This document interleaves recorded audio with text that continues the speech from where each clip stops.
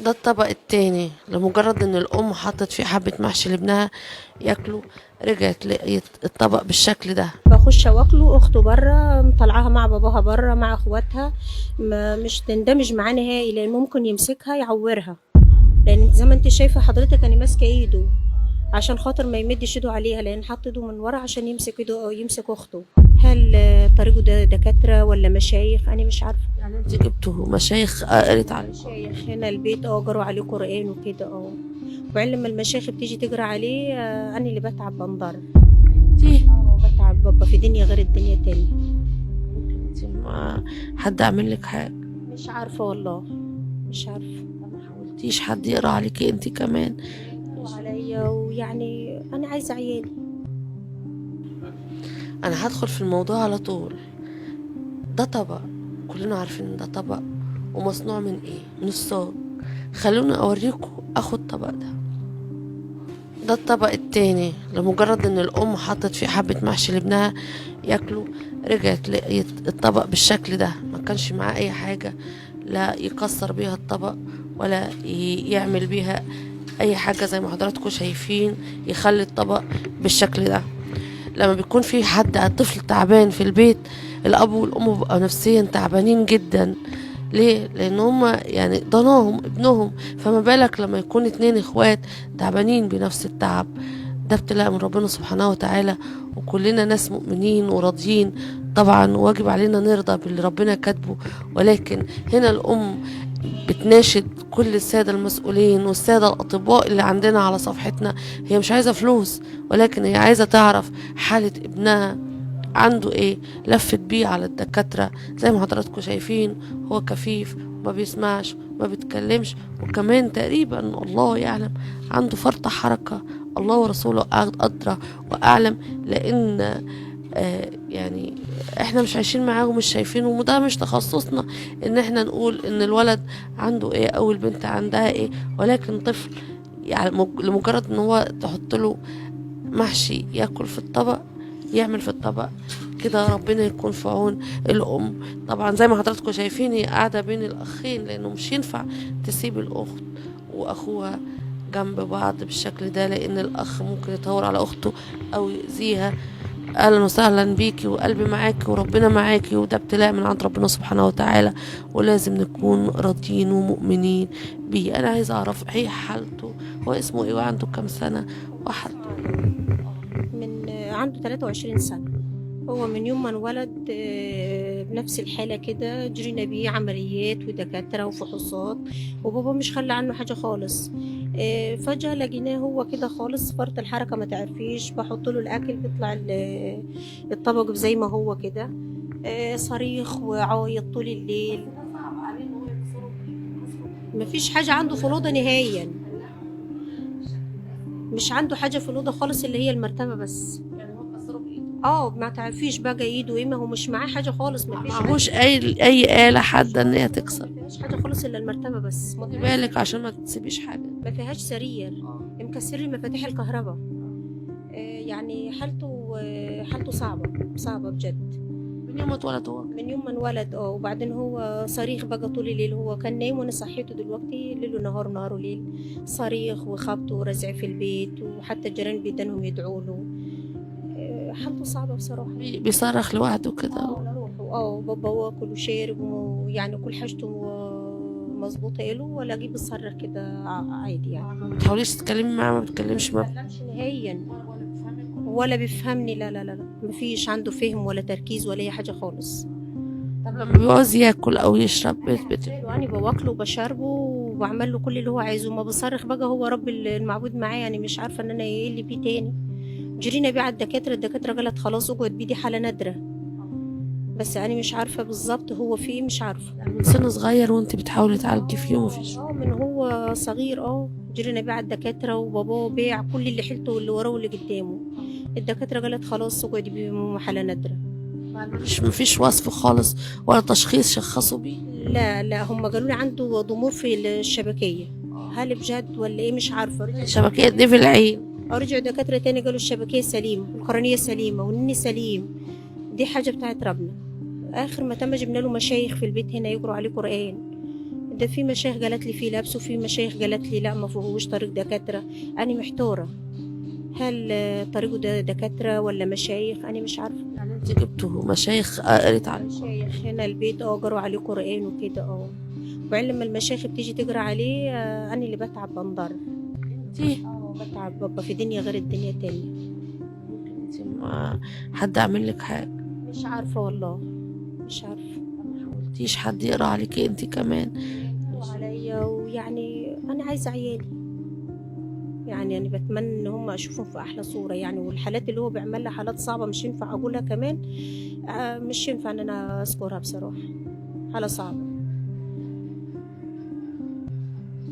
طيب اخته، يعني انا شايفه ان هي ممكن تكون اهدى منه شويه. لا هي بتتكلم، لو كلمتيها هتقولي لك وهتقول لك اسمها ايه، وهي بتنشد معايا وبتحفظ قرآن وبتروح حفظات. وبتنشد بتنشد في انشاد دين. الاستاذ احمد عابدين مبتهل في الاذاعه والتلفزيون بيعلمها وبدربها، بيجي هنا في فاجوس بتنشد معايا وعارفه كل حاجه. هي مش فيها الا النظر. الدكاتره عندها ضمور في الشبكيه بتاعه العين. يعني البنت بس هي مشكلتها ان هو النظر بس، ولكن هو عقله كمان. لا هو عدوي كامل، متعدد عهات كامله.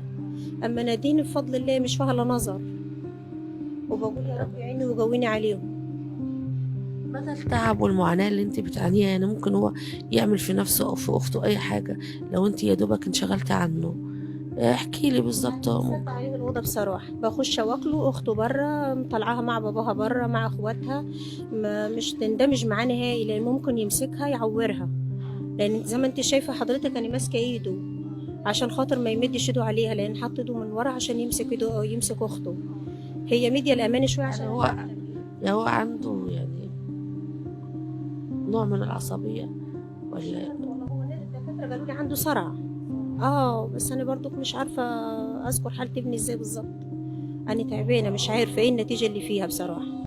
برغم من إعاقتها، ولكن أم حرصت إن هي تعلمها القرآن وتعلمها الإنشاد الديني وربتها على القيم والأخلاق.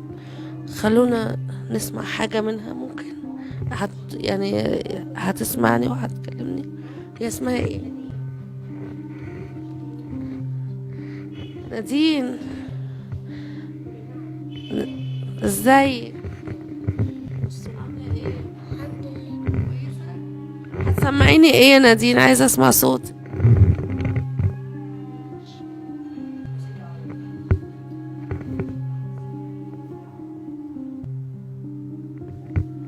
قوليلي يا نادين.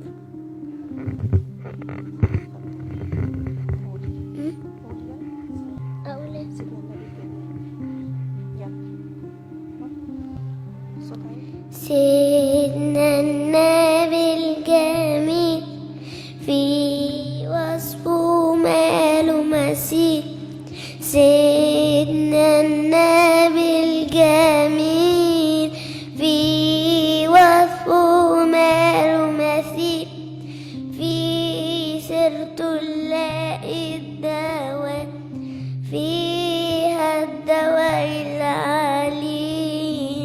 أنا قلبي بحبه ارتوى، بالشوق لقيته اتكوى. أنا قلبي بحبه ارتوى، بالشوق لقيته اتكوى. بالعشق ويا الهوى أنا قلبي له بيميل. سيدنا النبي الجميل في وصفه ماله مثيل. سيدنا النبي الجميل في وصفه ماله مثيل. في سيرته نلاقي الدواء، فيها الدواء للعليل.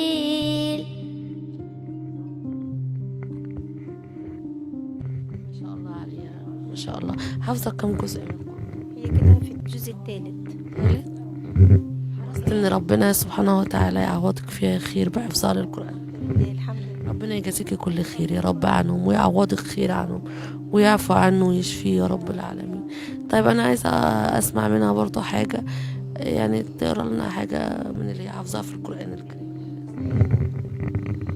هتسمعي القرآن اللي هي الحاجات الكبيرة ولا الصغيرة؟ انت عارفة اللي انت عايزاه. أقول والضحى.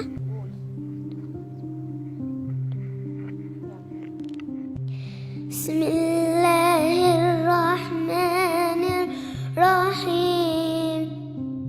والضحى والليل إذا سجى ما ودعك ربك وما قلى وللآخرة خير لك من الأولى ولسوف يعطيك ربك فترضى ألم يجدك يتيما فآوى ووجدك ضالا فهدى ووجدك عائلا فأغنى فأما اليتيم فلا تقهر وأما السائل فلا تنهر وأما بنعمة ربك فحدث. صدق الله العظيم. زي ما حضراتكم شايفين الأم والأب حرصوا على تربية البنت زي يعني على كتاب الله وعلى سنة رسوله صلى الله عليه وسلم، برغم كل الابتلاء اللي هم فيه، ولكن إن شاء الله ربنا هيعوضهم كل خير. هم كل طلباتهم بس إن حالة ابنهم عدوي يعني ربنا يعافيه ويشفيه، واي دكتور يعرف يشخص حالته يتبنى حالته علشان خاطر يرجع طبيعي ويعيش طبيعي زي اخته، حتى بيته علشان يبقى مصدر امان لاخته، لان الام دايما حبسها في اوضه لوحدها علشان خاطر هو يعني شايفين هي ماسكاه علشان ما يضرش اخته او ما يضرش حد من القاعدين. وزي ما حضراتكم شايفين ده طبق يصعب على اي حد كسره، هو كسره بايده خلاه فتات. فان شاء الله ربنا يعافيه، وانا كل ثقه في اهل الخير وفي كل الناس والساده المسؤولين اللي على صفحتنا والدكاتره اللي على صفحتنا اللي يقدروا يشخصوا حاله عدو باذن الله، يتم التواصل مع والده او والدته باذن الله ويكون علاجه على ايديكم. دلوقتي انا هعرف رقم تليفون والده من والدته علشان خاطر الساده المسؤولين وكمان الساده الاطباء اللي على صفحتنا يقدروا يتواصلوا معاهم. اقدر يعني رقم تليفون والده للتواصل 0131 43 47 8 0131 43 47 8. الناس دي مش طالبة فلوس ولا مساعدات مادية، ولكن هم طالبين تشخيص لحالة ابنهم. إن شاء الله يا رب يكون ده على ايدينا ومن خلال حضراتكم من خلال صفحتنا. بكده انتهت حلقتنا النهاردة. دمتم في رعاية الله وأمنه. كان معكم سميحة صلاح في حديث الشارع.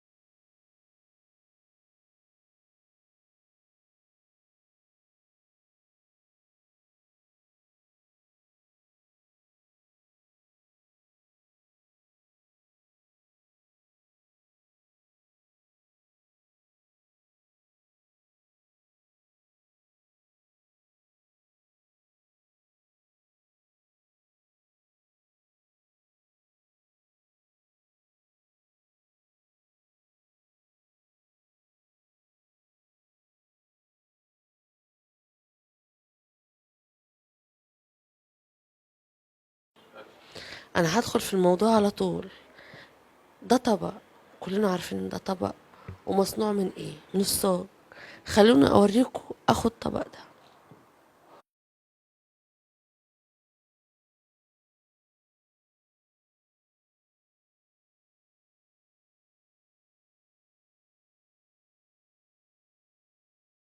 ده الطبق التاني، لمجرد ان الام حطت فيه حبة محشي لابنها ياكله، رجعت لقيت الطبق بالشكل ده، ما كانش معاه اي حاجة، لا يكسر بيها الطبق ولا يعمل بيها اي حاجة زي ما حضراتكم شايفين، يخلي الطبق بالشكل ده.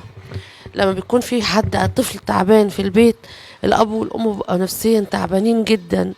ليه؟ لان هما يعني ضناهم ابنهم، فما بالك لما يكون اتنين اخوات تعبانين بنفس التعب. ده ابتلاء من ربنا سبحانه وتعالى، وكلنا ناس مؤمنين وراضيين. طبعا واجب علينا نرضى باللي ربنا كاتبه، ولكن هنا الام بتناشد كل السادة المسؤولين والسادة الأطباء اللي عندنا على صفحتنا. هي مش عايزة فلوس، ولكن هي عايزة تعرف حالة ابنها عنده ايه. لفت بيه على الدكاترة زي ما حضراتكم شايفين، هو كفيف، ما بيسمعش، ما بيتكلمش، وكمان تقريبا الله يعلم عنده فرط حركة.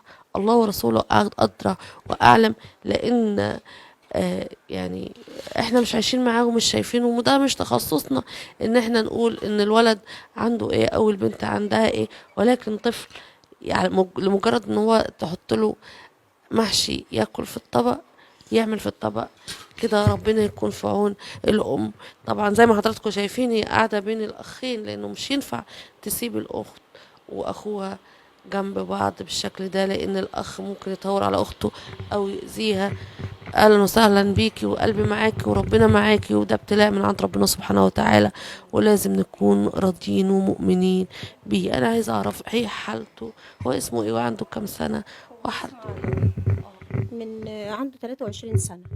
هو من يوم ما انولد بنفس الحالة كده، جرينا بيه عمليات ودكاترة وفحوصات، وبابا مش خلى عنه حاجة خالص. فجأة لقيناه هو كده خالص، فرط الحركة ما تعرفيش، بحط له الأكل بيطلع الطبق زي ما هو كده. صريخ وعايط طول الليل. ده صعب عليه ان هو يكسره بايده، كسره بايده. مفيش حاجة عنده في الأوضة نهائيا، بالشكل ده ازاي؟ مش عنده حاجة في الأوضة خالص، اللي هي المرتبة بس. يعني هو كسره بايده؟ ما تعرفيش بقى ايده ايه، ما هو مش معاه حاجة خالص، مفيش معهوش حاجة. اي آلة حادة ان هي ما تكسر؟ فيهاش حاجة خالص إلا المرتبة بس، خدي بالك عشان ما تسيبيش حاجة. ما فيهاش سرير. مكسر لي مفاتيح الكهرباء. يعني حالته صعبة صعبة بجد. من يوم ما اتولد هو من يوم ما انولد. وبعدين هو صريخ بقى طول الليل، هو كان نايم وانا صحيته دلوقتي، ليل ونهار ونهار وليل، صريخ وخبط ورزع في البيت، وحتى الجيران بيدنهم يدعوا له.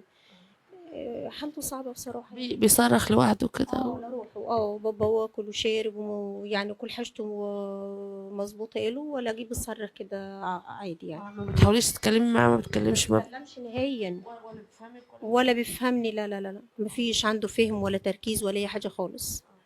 طب لما بيعوز ياكل او يشرب يعني بواكله وبشربه وبعمل له كل اللي هو عايزه، ما بصرخ بقى، هو رب المعبود معاه، يعني مش عارفة ان انا ايه اللي بيه تاني. جرينا بيه على الدكاترة قالت خلاص اقعد بيه، دي حالة نادرة. بس انا مش عارفة بالظبط هو في ايه، مش عارفة. يعني من سن صغير وانت بتحاولي تعالجي فيه ومفيش؟ من هو صغير. جرينا بيه على الدكاترة، وباباه بيع كل اللي حيلته واللي وراه واللي قدامه. الدكاترة قالت خلاص اقعد بيه، حالة نادرة. مفيش وصف خالص ولا تشخيص شخصوا بيه؟ لا لا، هم قالوا لي عنده ضمور في الشبكية. هل بجد ولا ايه، مش عارفة. الشبكية دي في العين؟ رجعوا دكاترة تاني قالوا الشبكية سليمة والقرنية سليمة والنني سليم. دي حاجة بتاعت ربنا. آخر ما تم جبنا له مشايخ في البيت هنا يقروا عليه قرآن. ده في مشايخ قالت لي فيه لابس، وفي مشايخ قالت لي لا ما فيهوش، طريق دكاترة. أنا محتارة، هل طريقه ده دكاترة ولا مشايخ، أنا مش عارفة. يعني انت جبتوا مشايخ قريت عليكم؟ مشايخ هنا البيت قروا عليه قرآن وكده. وبعدين لما المشايخ بتيجي تقرا عليه، أنا اللي بتعب بنضر. انت بتعب، بابا في دنيا غير الدنيا تانية. ممكن انت ما حد عامل لك حاجة؟ مش عارفة والله، مش عارفة. طب ما حاولتيش حد يقرا عليكي انت كمان؟ عليا، ويعني أنا عايزة عيالي. يعني أنا بتمنى إن هم أشوفهم في أحلى صورة يعني، والحالات اللي هو بيعمل لها حالات صعبة مش ينفع أقولها كمان. مش ينفع إن أنا أذكرها بصراحة، حالة صعبة. طيب اخته، يعني انا شايفه ان هي ممكن تكون اهدى منه شويه. لا هي بتتكلم، لو كلمتيها هتقولي لك وهتقول لك اسمها ايه، وهي بتنشد معايا وبتحفظ قرآن وبتروح حفظها المدرسة. قرآن. اه وبتنشد قرآن، بتنشد في انشاد دين. الاستاذ احمد عابدين مبتهل في الاذاعه والتلفزيون بيعلمها وبيدربها، بيجي هنا في فاجوس. بتنشد معايا وعارفه كل حاجه، هي مش فيها الا النظر. يعني الدكاتره هي، قالت عندها ضمور في الشبكيه بتاعه العين. يعني البنت بس هي مشكلتها ان هو النظر بس، ولكن هو عقله كمان. اه لا هو عدوي كامل، متعدد عهات كامله. اما نادين بفضل الله مش فيها الا نظر، وبقول يا رب يعيني ويقويني عليهم. مدى التعب والمعاناة اللي انت بتعانيها، يعني ممكن هو يعمل في نفسه او في اخته اي حاجة لو انت يا دوبك انشغلتي عنه؟ احكي لي بالظبط يعني سد ممكن. عليه الأوضة بصراحة، بخش واكله، أخته برا مطلعاها مع باباها برا مع اخواتها. ما مش تندمج معاه نهائي، لأن ممكن يمسكها يعورها. لأن زي ما انت شايفة حضرتك أنا ماسكة ايده عشان خاطر ما يمدش ايده عليها، لأن حط ايده من ورا عشان يمسك ايده أو يمسك أخته. هي مدية الأمان شوية يعني عشان هو، يعني هو عنده يعني نوع من العصبية مش ولا؟ عارفة والله، هو الدكاترة قالوا لي عنده صرع. اه بس أنا برضك مش عارفة أذكر حالة ابني ازاي بالظبط. أنا تعبانة مش عارفة ايه النتيجة اللي فيها بصراحة.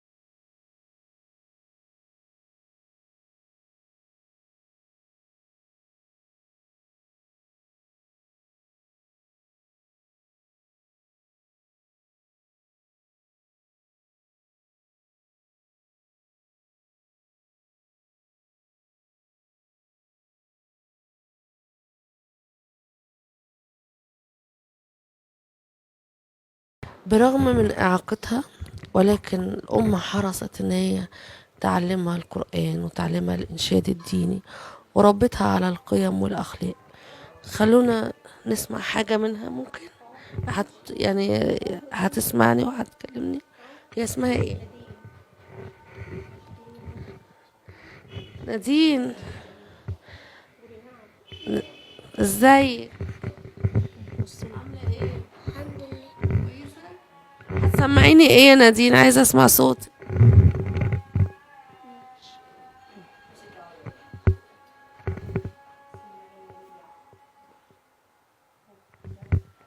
قولي لي يا نادين.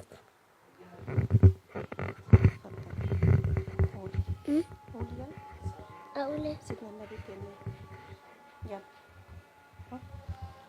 صوت عالي. سيدنا النبي الجميل في وصفه ماله مثيل.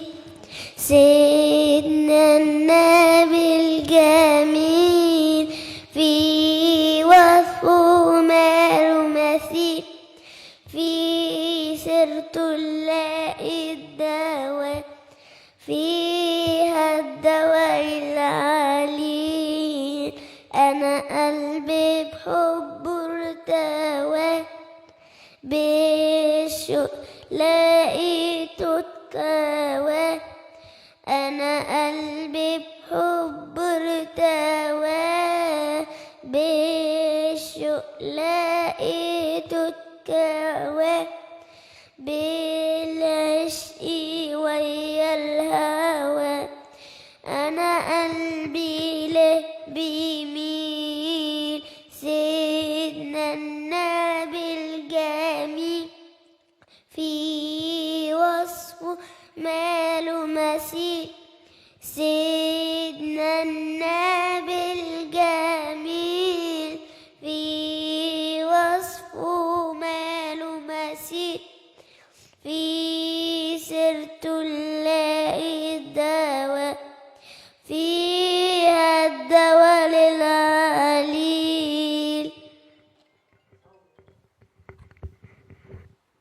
ما شاء الله عليها، ما شاء الله. حافظة كم جزء من القرآن؟ هي كده في الجزء الثالث.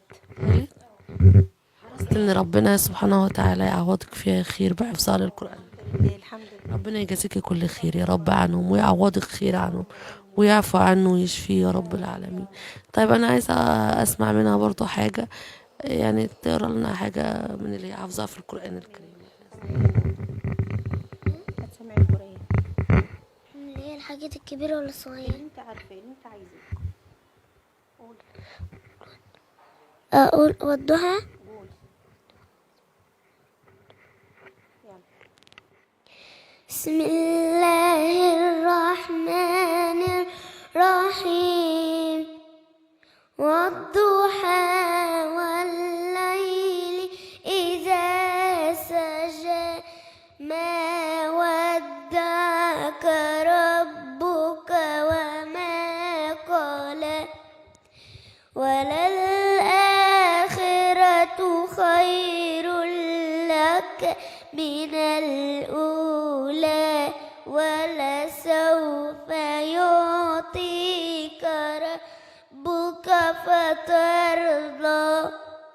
ألم يجدك يتيما فآوى، ووجدك ضالا فهدى، ووجدك عائلا فأغنى. فأما اليتيم فلا تقهر، وأما السائل فلا تنهر، وأما بنعمة ربك فحدث. صدق الله العظيم. زي ما حضراتكم شايفين الأم والأب حرصوا على تربية البنت زي يعني على كتاب الله وعلى سنة رسوله صلى الله عليه وسلم، برغم كل الابتلاء اللي هم فيه، ولكن إن شاء الله ربنا هيعوضهم كل خير. هم كل طلباتهم بس إن حالة ابنهم عدوي يعني ربنا يعافيه ويشفيه، واي دكتور يعرف يشخص حالته يتبنى حالته علشان خاطر يرجع طبيعي ويعيش طبيعي زي اخته، حتى بهدوء علشان يبقى مصدر امان لاخته، لان الام دايما حابساه في اوضه لوحدها علشان خاطر هو يعني شايفين هي ماسكاه علشان ما يضرش اخته او ما يضرش حد من القاعدين. وزي ما حضراتكم شايفين ده طبق يصعب على اي حد كسره، هو كسره بايده خلاه فتات، فان شاء الله ربنا يعافيه. وانا كل ثقه في اهل الخير وفي كل الناس والساده المسؤولين اللي على صفحتنا والدكاتره اللي على صفحتنا اللي يقدروا يشخصوا حاله عدو باذن الله، يتم التواصل مع والده او والدته باذن الله ويكون علاجه على ايديكم. دلوقتي انا هعرف رقم تليفون والده من والدته علشان خاطر الساده المسؤولين وكمان الساده الاطباء اللي على صفحتنا يقدروا يتواصلوا معاهم. اقدر يعني رقم تليفون والده للتواصل 0100 31 43 47 8. 0100 31 43 47 8. الناس دي مش طالبة فلوس ولا مساعدات مادية، ولكن هم طالبين تشخيص لحالة ابنهم. إن شاء الله يا رب يكون ده على إيدينا ومن خلال حضراتكم من خلال صفحتنا. بكده انتهت حلقتنا النهاردة. دمتم في رعاية الله وأمنه. كان معكم سميحة صلاح في حديث الشائع.